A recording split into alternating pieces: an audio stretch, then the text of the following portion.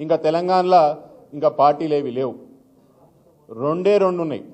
ఒకటి కేసీఆర్ పార్టీ, ఒకటి anti KCR party. ఎందుకు అనుకోవచ్చు, బీఆర్ఎస్ పార్టీలో మనం అందరం కూడా కేసీఆర్ పార్టీ, బీజేపీలో కూడా కేసీఆర్ పార్టీకి సంబంధించిన వాళ్ళు ఉన్నారు. ఈరోజు కాంగ్రెస్లో కూడా బీఆర్ఎస్ పార్టీ కేసీఆర్ గారి ఒక వర్గం ఈరోజు ఉన్నది. తెలంగాణలో ఇంకా పార్టీలు లేవు. ఓన్లీ కేసీఆర్ కావాలా, కేసీఆర్ వద్దనే ఒక వాదన ఈరోజు తెలంగాణ వ్యాప్తంగా వచ్చినది. ఈరోజు ఎలక్షన్ పెడితే కాంగ్రెస్ పార్టీకి 5 సీట్లు రావనే విషయం చెప్తున్నాను. వాళ్ళని అంటనాడుతున్న బీజేపీ వాళ్ళకు కూడా ఏం తెలంగాణ వాళ్ళని మనమేమి అమాయకులు అనుకుంటున్నారు. తెలంగాణ వాళ్ళు అమాయకులేం కాదు, నమ్ముతాం. ఒకసారి నమ్మిన తర్వాత మాత్రం బాగా అర్థం చేసుకొని బాత కూడా పెడతాం. బీజేపీ వాళ్ళు ఈరోజు ఏం చేస్తున్నారు తెలంగాణ విషయం మనకు తెలియదా?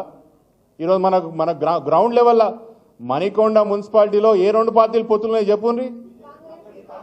కాంగ్రెస్ బీజేపీ పొత్తుందా లేదా? అదే పొత్తులు నడుస్తుందా లేదా? మనకు తెలియదా బీజేపీ కాంగ్రెస్ ఒక్కటే మన మున్సిపాలిటీలని? ఎట్లయితే మణికొండ మున్సిపాలిటీలో బీజేపీ కాంగ్రెస్ పొత్తులు ఉన్నదో తెలంగాణ వ్యాప్తంగా కూడా గట్లనే ఉన్నది.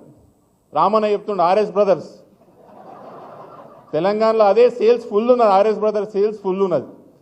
ఆయన ఏదో గవర్నర్కి రాసిండంట, అది పర్మిషన్ ఇస్తే అరెస్ట్ చేస్తాడంట.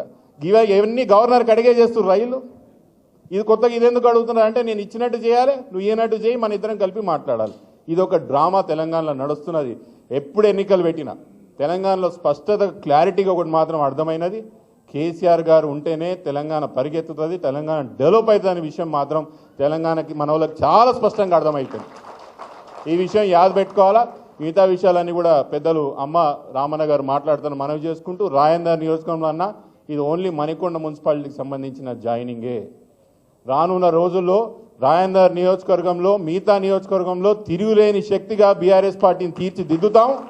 ఈ అన్ని నియోజకవర్గాలు కూడా మళ్ళీ మన పార్టీయే గెలిచేటట్టు మేము పనిచేస్తామని మీకు మాటిస్తూ ఇక పెద్దలు సీతారాం గారిని మాట్లాడాలని కోరుకుంటున్నాను.